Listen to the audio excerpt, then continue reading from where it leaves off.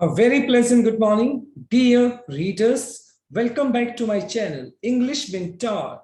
Today, we are going to analyze the editorial of 27th September. So let us start this editorial in detail. The title of this editorial is Needless Row. Needless का meaning होता है futile, व्यर्थ या बेकार. रो का मतलब होता है फाइट, यानी बेकार का झगड़ा. On amendments to right marriage law. तो फिलहाल राजस्थान के अंदर जो एक मैरिज लॉ है उसके अंदर कुछ अमेंडमेंट्स किए गए हैं, रिफॉर्मेशन, जिसके अंदर कुछ संशोधन किए गए हैं. उस संशोधन की वजह से एक बेबुनियाद एक झगड़ा खड़ा हो गया है. सो इसी पर्टिकुलर चीज को हम इस एडिटोरियल के अंदर स्टडी करने वाले हैं. So let us start. Rajasthan law यानी राजस्थान का जो कानून है डज नॉट वैलिडेट, वो इस बात को वैलिडेट नहीं करता, इस बात को अक्रेडिट यानी मान्य नहीं करता है चाइल्ड मैरिजेस. यानी राजस्थान के अंदर जो कानून है वो चाइल्ड मैरिज को मान्यता नहीं देता है. But helps rights of under as brides. लेकिन कहीं ना कहीं वो जो अंडर एज ब्राइड्स हैं, जो कि माइनर है, बिलो द एज ऑफ 18, जो दुल्हन है, उनके जो राइट्स होते हैं उनको वो प्रोटेक्ट करता है.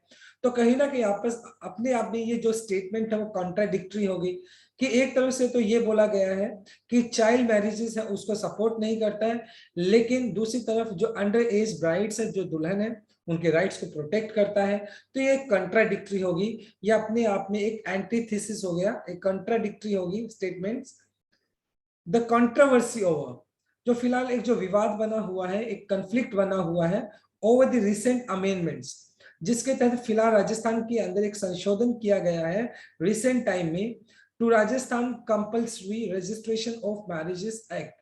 यानी राजस्थान के अंदर जितनी भी मैरिजेस होंगे उनके लिए एक रजिस्ट्रेशन कराना होगा और उस पर्टिकुलर एक्ट के तहत मतलब रजिस्ट्रेशन कराना होगा हर एक मैरिज को. तो उसके ऊपर फिलहाल एक अभी कंट्रोवर्सी बनी हुई है, एक विवाद बना हुआ है, इज अननेसेसरी.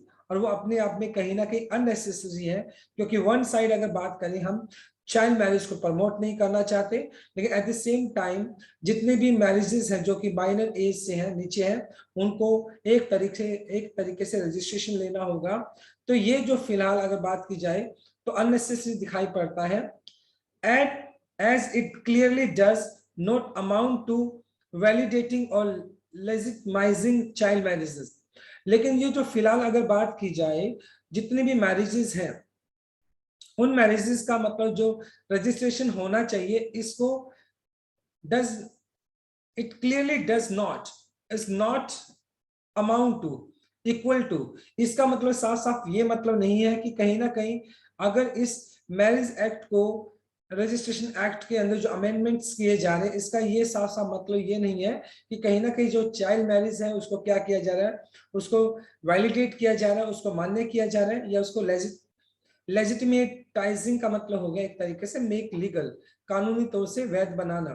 तो इसका कहीं ना कहीं ये मतलब नहीं है कि चाइल्ड मैरिज को कहीं ना कहीं उसको वैलिडेट किया जा रहा है, मान्य किया जा रहा है, या कानूनी तौर से उसको एक्सेप्ट किया जा रहा है. However, हालांकि the issue made by the opposition, जो अपोजिशन की बात की जाए, जो पार्टी है उनकी बात की जाए, तो इस इशू को उछाला गया है, इस इशू को बाहर लेके आया गया है.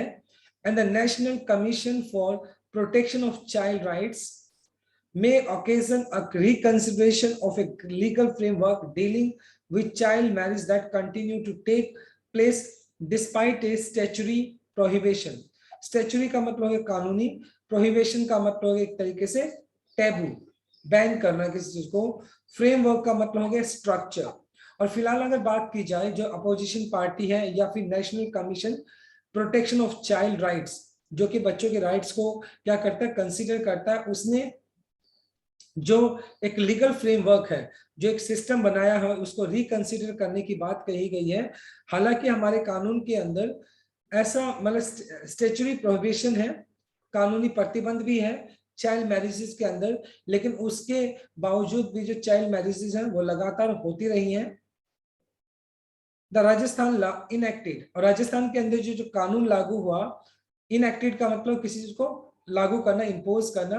2019 के अंदर ये कानून लागू हुआ राजस्थान के अंदर, provided for compulsory registration for all marriages, जिसके तहत सभी जो मैरिजेस होंगी उन मैरिजेस के लिए सभी के पास लीगल रजिस्ट्रेशन होना चाहिए। Now let us discuss the grammar concept of first slide. देखिए सबसे पहले अगर बात करें अमाउंट टू, अमाउंट अपने साथ टू लेकर चलता है जिसका मतलब होता है इक्वल टू। वैलिडेटिंग ये आपका V1 प्लस ING हो गया, एंड लेजिटिमाइजिंग भी आपका V1 प्लस ING हो गया जो कि आपका जीरेंड हो गया। मैरिजेस दैट, देखो दैट आपका रिलेटिव प्रोनाउन हो गया, और रिलेटिव प्रोनाउन से पहले मैरिजेस आपका एंटीसीडेंट हो गया, और वर्ब हमेशा एंटीसीडेंट के हिसाब से यूज होती है। तो यहाँ पे मैरिजेस आपका प्लूरल है तो कंटिन्यू, देखो यहाँ पर आपका V1 आपने प्लूरल वर्ब यूज की है। Now let us move on to our second slide. It is largely similar. और अगर बात की जाए ये जो राजस्थान के अंदर जो एक कंपल्सरी एक्ट लगाया गया मैरिजेस के लिए, जिसके तहत सभी मैरिजेस को रजिस्ट्रेशन कराना होगा, similar to, equal to enactment. Enactment का मतलब इंपोज करना, किसी चीज को लागू करना, इंप्लीमेंट करना इन अदर स्टेट। और इसी तरह का कानून दूसरे जो स्टेट्स हैं, राज्य, उनके अंदर भी इसी तरह का कानून है। ओके देखो इनएक्टमेंट्स का मतलब हो गया the passing of a law by legislative body, यानी कोई भी कानूनी जो बॉडी होती है उसके द्वारा कोई कानून को पारित करना। तो फिलहाल इसी तरह का जो एक कानून है वो सभी स्टेट्स के अंदर ऑलरेडी उसको इंप्लीमेंट किया गया है। Is based on supreme court verdict in Seema versus Ashwini Kumar 2007। और 2007 के अंदर सीमा वर्सेस अश्विनी कुमार का एक केस आया था, और उस केस को ध्यान में रखते हुए सुप्रीम कोर्ट ने यह फैसला लिया था कि विच डायरेक्टिव, जिसमें सुप्रीम कोर्ट ने इस बात को डायरेक्ट किया था, फैसला लिया था that all marriages in India should be registered. मतलब जितनी भी मैरिजेस इंडिया के अंदर होती है सभी के सभी वो रजिस्टर्ड होनी चाहिए। The original law itself did not exclude registration of child marriages. और जो फिलहाल अगर इंडिया के अंदर जो एक जो ओरिजिनल जो रियल लॉ है, जो कानून है, वो भी रजिस्ट्रेशन ऑफ चाइल्ड में डिड नॉट एक्सक्लूड। एक्सक्लूड का मतलब किसी चीज को बाहर निकालना, शामिल नहीं करना। वो भी ऐसा नहीं है कि जो चाइल्ड मैरिजेस होती है उनका जो रजिस्ट्रेशन होना चाहिए उसको एक्सक्लूड करता है। उसके अंदर भी ये प्रावधान है कि अगर कोई चाइल्ड मैरिज, पहली बात तो चाइल्ड मैरिज को प्रमोट नहीं करना चाहिए, लेकिन इन केस अगर कोई चाइल्ड मैरिज हो जाती है तो उसको उसका रजिस्ट्रेशन होना चाहिए। And all that the amendment does, all that, ये जो फिलहाल अमेंडमेंट किया जा रहा है राजस्थान मैरिज एक्ट के अंदर जो अमेंडमेंट किया जा रहा है, does it lead to change the age what at which the obligation to register shift from the parents or guardian to the parties to the marriage। और फिलहाल जो अमेंडमेंट किया जा रहा है उस अमेंडमेंट के अंदर क्या चेंजेस होंगे, which the obligation, obligation का मतलब duties, to register shift from parents और guardian to the parties to the marriage। और उसके अंदर फिलहाल क्या होता था, अब जो अपनी मैरिज को रजिस्टर कराना चाहेंगे उससे पहले जो ऑब्लिगेशन होता था, जो ड्यूटी होती थी, वो पेरेंट्स की होती है, गार्जियन की होती थी। लेकिन अब जो पर्टिकुलर कपल या जो पार्टी है जो शादी करना चाहते हैं उन्हीं की क्या रहेगी, एक ऑब्लिगेशन रहेगा, उन्हीं की ड्यूटी रहेगी कि अपनी मैरिज को क्या कराई जाए, रजिस्टर कराई जाए। Earlier, it was a duty of the parties to marriage to submit a memorandum on their marriage to the registrars if they both were above 21 year। और उससे पहले अगर बात की जाए, अगर दोनों पार्टीज की बात की जाए, लड़का लड़की की तरफ से बात की जाए, तो अगर वो दोनों 21 साल से ऊपर के हैं तो उस टाइम उनको क्या करना होता था, उनको एक मेमोरेंडम, उनको एक रिटन प्रपोजल या रिमाइंडर देना होता था रजिस्ट्रार को, जिससे कि उनकी मैरिज को रजिस्टर किया जा सके। अगर वो यंग है, इफ यंगर, अगर वो यंग है, it was the duty of the parents और गार्जियन। और अगर वो यंग है तो उसके बाद जो पेरेंट्स हैं और या गार्जियन है उनको वो मेमोरेंडम देना होता था या अपनी कंसेंट देनी होती थी। The amendment changes the age limit to 21 for man and 18 for women. मतलब पहले दोनों की एज की अगर बात की जाए तो 21 की क्या थी मैरिज एक्ट के हिसाब से, चाहे मैरिज के हिसाब से, लेकिन उस अमेंडमेंट के तहत अभी क्या कर दिया गया है, लड़के की जो एज है वो तो 21 साल की ही है, लेकिन लड़की की एज जो रहेगी वो 18 ईयर्स के अराउंड रहेगी, 18 ईयर रहेगी, जिसके लिए वो क्या कर सकते हैं, अपनी मैरिजेस को रजिस्टर्ड करा सकते हैं। It It is difficult to see this change authorizing the bride herself to the participate in the marriage registration after the age of 18 as one that permits child marriages. लेकिन अगर बात की जाए, it is difficult to see, इस बात को देखना थोड़ा मुश्किल होगा कि ये जो चेंज किया गया है, क्या ये जो चेंज किया गया ब्राइड को, जो दुल्हन है, उसको किसी भी तरह की अथॉरिटी देता है, इंपावर करता है, उसको शक्ति देता है, या किसी भी तरीके से उसकी हेल्प करता है to participate in marriage registration after the age of 18। तो ये क्या मतलब, after the age of 18 as one that permits child marriages. लेकिन अगर बात की जाए, मतलब क्या ये जो फिलहाल एज लिमिट को 18 ईयर कर दिया गया है, तो ये बात तो देखने वाली होगी, क्या ये जो 18 की बात की जाए तो क्या इससे जो चाइल्ड मैरिज है, क्या उसको किसी भी तरह का कोई प्रमोशन मिलता है? देखो, बात ये बोली गई है कि जो अभी फिलहाल, पहले क्या होता था, अगर आपको अपनी मैरिज को रजिस्टर्ड कराना है तो दोनों की एज 21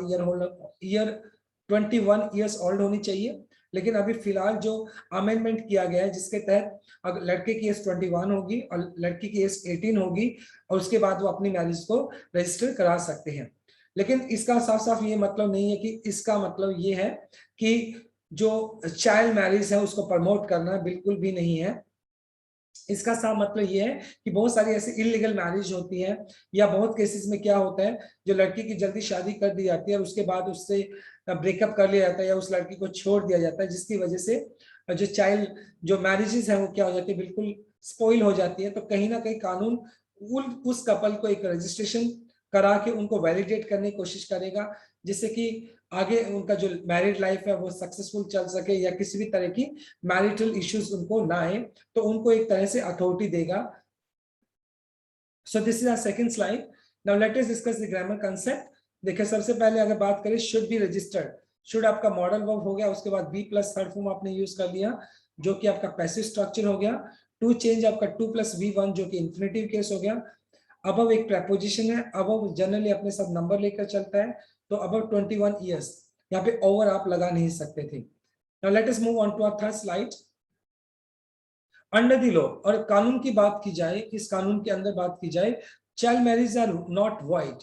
वॉइड का मतलब है हो गया कि पॉइंटलेस, यूजलेस, और इस कानून के हिसाब से जो चाइल्ड मैरिजेस हैं वो वॉइड है, नहीं है, यूजलेस नहीं है, but only voidable at the instance of one of the parties who may approach the court for nullifying the marriage within 2 years of attaining majority।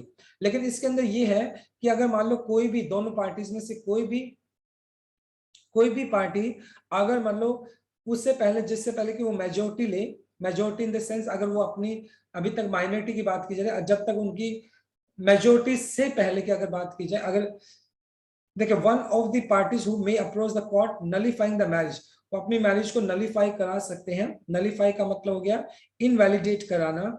With in 2 years attaining majority, मतलब जैसे ही, मतलब with in 2 years of attaining majority, और जैसे ही मतलब उनको majority आ जाती है, उनके अंदर अडल्टहुड आ जाता है, तो उसके बाद वो अपने 2 साल के अंदर अंदर अपनी मैरिजेस को क्या करा सकते हैं, नलिफाई करा सकते हैं।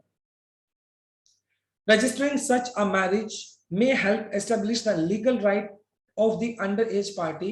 और इस तरह की, मतलब अगर बात की जाए जिसके तहत, मतलब क्या है, एक तरीके से रजिस्टरिंग सच अ मैरिज, और इस तरह की जो मैरिज को रजिस्टर करना है, इससे क्या मदद मिलेगी, जो लीगल राइट्स हैं, जो अंडर पार्टी है, अंडर पार्टी जो मतलब कि जो बिलो द एज ऑफ 18 की अगर बात की जाए, उस तरह उनको राइट्स मिलेंगे। and those of any children born, and debtor का मतलब स्टॉप करना, any attempt to deny the marriage later। और मतलब अगर इस तरह की मैरिजेस को क्या कर दिया जाए, अगर वैलिडेट कर दिया जाएगा, वैलिडेट का मतलब ये नहीं है कि चाइल्ड मैरिजेस को प्रमोट करना है, वैलिडेट इन द सेंस कि अगर उस कपल को वैलिडेट कर दिया जाता है, उनके शादी को रजिस्टर कर दिया जाता है, तो इन दैट केस जो लड़की है उसके जो राइट्स हैं उसको भी प्रोटेक्ट किया जा सकेगा। एट द सेम टाइम उस कपल से जो बच्चे होते हैं उनको भी क्या मिल सकेगा, उनको भी राइट मिल सकेगा। या at the same time deter any attempt to deny the marriage, और उसके बाद मतलब कोई भी पार्टी मना नहीं कर सकती कि उसके साथ शादी नहीं हुई है, क्योंकि ऑब्वियस सी बात है उस केस में रजिस्ट्रेशन होगा। It may even help prosecution to those solemnizing का मतलब सेलिब्रेट करना child marriages and implement provisions relating to maintenance and residence of girl whose marriage is invalidated later. और at the same time मतलब बहुत सारे ऐसे cases भी होते हैं जिसके अंदर लड़की को छोड़ दिया जाता है अगर वो चाइल्ड मैरिज के केस के अंदर है, तो उस लड़की को जिसकी शादी हुई है उसके तहत मतलब वो क्या कर सकती है, वो अपना प्रोसिक्यूशन, अपना एक केस भी चला सकती है और वो क्या कर सकती है, क्लेम कर सकती है, मेंटेनेंस के लिए क्लेम कर सकती है जिसकी शादी को इनवैलिडेट कर दिया गया है. Nothing prevents the marriage register from altering the child marriage prohibition official alter registering the marriage. देखिए अगर बात की जाए मतलब ये जो रजिस्ट्रार है जो कि शादी को रजिस्टर्ड करते हैं, तो नथिंग प्रिवेंट्स, उसको कोई भी चीज नहीं रोकती है इन केस मान लो कि अगर किसी की शादी हो जाती है बिलो द एज, तो उसको रजिस्टर करने से, जो रजिस्ट्रार है उसको रजिस्टर करने से कोई रोक नहीं सकता है. One must note that there was never any specific prohibition on registering child marriages. और अगर हमें कानून के अंदर बात की जाए, देखो अगर बात की चाइल्ड मैरिज को करना इनवैलिड है, लेकिन इन केस चाइल्ड मैरिज हो जाती है तो उसको रजिस्ट्रेशन करना चाहिए और ऐसा कोई भी कानून नहीं है जिसके तहत चाइल्ड मैरिज को रजिस्टर्ड नहीं किया जा सकता है. तो ऐसा फिलहाल कहीं पे भी स्पेसिफिक प्रोविजन नहीं है, कोई भी बैन नहीं है, कोई भी ऐसा कोई स्पेसिफिक बैन नहीं है कि चाइल्ड मैरिज को रजिस्टर्ड नहीं करना है. बल्कि इससे क्या, अगर चाइल्ड मैरिजेस को रजिस्टर्ड किया जाएगा तो जो उनको क्या किया जा सकता है, उनको एक तरीके से गर्ल साइड की अगर बात की जाए तो उसके राइट्स को प्रोटेक्ट किया जा सकता है. Now let us discuss the grammar concept. May approach, देखो यहाँ पर आपका may मॉडल वर्ब हो गया, उसके बाद अप्रोच आपने V1 यूज कर लिया जो क्या क्या मॉडल वर्ब है. हेल्प आपका V1 हो गया, उसके बाद प्रोसिक्यूशन आपने V1 यूज कर लिया. सर प्रोसिक्यूशन तो आपका हो गया, नाउन हो गया आपका, इज इनवैलिडेटेड हो गया आपका V प्लस थर्ड फॉर्म जो कि आपका क्या हो गया, पैसिव स्ट्रक्चर हो गया. आफ्टर रजिस्टरिंग, आफ्टर आपका मॉडल वर्ब, आफ्टर आपका प्रेपोजिशन हो गया, प्रेपोजिशन के बाद आपने यूज कर लिया V1 प्लस ing जो कि आपका जीरन है, right. Now let us move on to our last slide number 4. Even the Supreme Court observed that even though registering itself could not be the proof of valid a marriage such as, अगर बात की जाए supreme court ने भी इस बात को observe किया है कि शादी का मतलब ये नहीं है कि शादी मतलब रजिस्ट्रेशन अगर आपने करा लिया तो ये could not be proof of a valid marriage. Even the Supreme Court observed that even though registration itself could not be proof of, और registration अपने आप में एक valid marriage का एक proof नहीं है, it would have great evidentry का मतलब हो गया expressly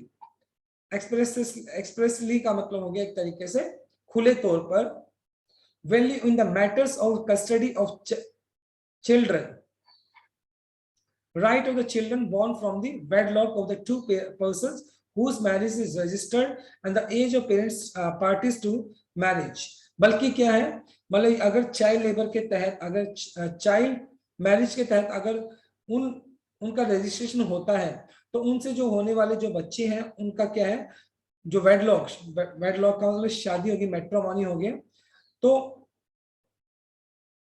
wedlock of the two persons whose marriage is registered. देखिए एक बार इस लाइन को दोबारा से स्टडी करते हैं. It would have great evidentiary value in the matters of custody of children, right of children born from the wedlock of the two persons. मतलब वो जो दो लोग हैं जिन्होंने शादी की और उनके जो बच्चे हुए हैं उनके राइट्स को डिसाइड करने में हेल्प करेगा. whose marriage registered, जिसकी मैरिज को रजिस्टर्ड किया गया है, and the age of parties to marriage. मतलब कहीं ना कहीं अगर इन केस मान लो कि किसी की चाइल्ड मैरिज होती है और उनका रजिस्ट्रेशन है तो उनके होने वाले बच्चों के जो राइट्स है उसको हेल्प, उन राइट्स को डिसाइड करने में मदद करेगा एक तरीके से. एज ए फॉल आउट का मतलब कंफ्लिक्ट की बात की जाए और दिस कंट्रोवर्सी, और ये जो फिलहाल एक कंट्रोवर्सी बन चुकी है, parliament ought to consider the law commission recommendation to amend the prohibition of child act 2006 to make child marriages below 16 year void. मतलब कहीं ना कहीं जो लॉ कमीशन रिकमेंडेशन है उसने इस बात को संशोधन करने के लिए कहा है कि मतलब जो चाइल्ड मैरिजेस है, देखो, to make child marriages below 16 void, कि जो चाइल्ड मैरिज है जो 16 साल है उससे नीचे की जो मैरिज है उनको क्या कर देना चाहिए, उनको यूजलेस मानना चाहिए। And those solemnized when either party was 16 to 18 voidable, और जो मतलब जो 16 से 18 के अंदर है, मतलब लाइक देखिए इसमें बोला गया जो to make child marriage below, देखो 16 साल की जो एज रहेगी उससे नीचे के चाइल्ड मैरिज को वॉइड मान लेना चाहिए। And those solemnized when either party was between 16 to 18 voidable, और मतलब जो 16 से 18 के बीच में अगर जो भी पार्टी होगी, इन केस अगर बात की जाती है तो उस अगर कोई भी पार्टी उस स्पेसिफिक क्राइटेरिया को पूरा नहीं करती है, जो स्पेसिफिक क्राइटेरिया डिसाइड किया गया है, तो उस केस के अंदर क्या किया जा सकता है, उनकी जो शादी है उसको इनवैलिड किया जा सकता है, right. So this is our article of the day. I hope आपको अच्छे से समझ आया होगा। Now let us discuss the grammar concept. Could not be, could not आपका मॉडल वर्ब, कुड आपका मॉडल वर्ब हो गया, उसके बाद आपने B1 आपने यूज कर लिया। टू कंसीडर 2 + V1 आपने यूज कर लिया जो कि आपका इन्फिनेटिव केस है, और आपका बिटवीन हमेशा अपने साथ एंड का कॉम्बिनेशन लेकर चलता है, फ्रॉम अपने साथ टू का कॉम्बिनेशन लेकर चलता है, right. So my dear readers, this is all about from my side. Thanks for watching this video. Please do like, share, comment and subscribe to my channel. So tomorrow I'll continue with another article. Till then, bye bye, take care and have a nice day.